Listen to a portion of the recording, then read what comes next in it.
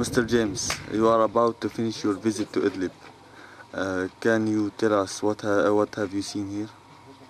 Yes, the two most shocking things I saw were helicopter attacks on a small village using machine guns and missiles, and sustained mortar and artillery attacks on a city of Murad al-Numan.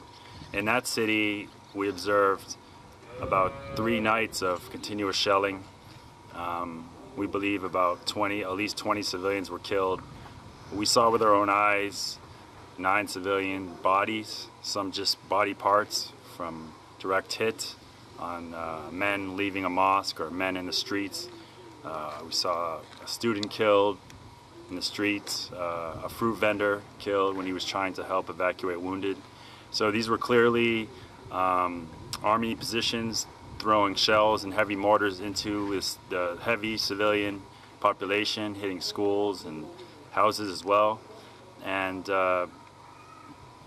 we saw women and children in makeshift bomb shelters in the bottom of a school for nights in a row because they were just simply too afraid to be in their homes from about 6 p.m. till the early morning because of the level of shelling. So that was clearly an indication that they're just throwing shells into the city, that they're not targeting FSA or anything. They're just trying to terrorize the population.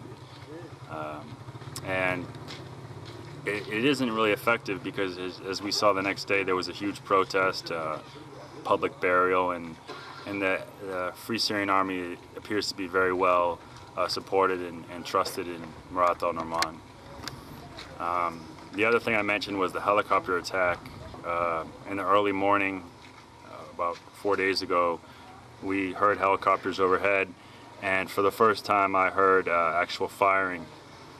And that was shocking because, of course, activists have been saying it for some time, but to actually see the bullet holes in the roof, to see missile holes in the walls, to see a blood trail from a young man, 16-year-old man who was wounded in the leg or in the foot. And this is, again, just a small farming house in a farming village. And this is a helicopter attack. It seems random, but clearly the helicopters know which towns are free, and they know which towns are against the regime, so they just came by and dropped maybe 12 missiles and machine gun fired. And this 16-year-old, his father took him to Aleppo, I was told, Aleppo hospital, and there mysteriously he died. Some local doctors say that there's no way he would have died from the leg wound. They believe that he was killed. He was tortured and killed there.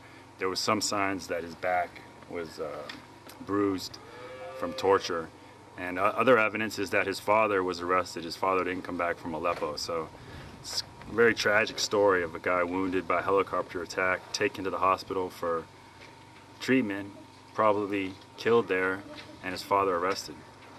And what about the human situation? Of the people? Yeah. Well, in Idlib, it's you see a lot of men who are displaced from their villages. They're forced out of their villages. Some of them haven't been able to go back to their village for a year, and they're living in other villages. They cannot go back and see their families. There's nothing they can do if the army comes to their homes. You know, if one of their family members is arrested.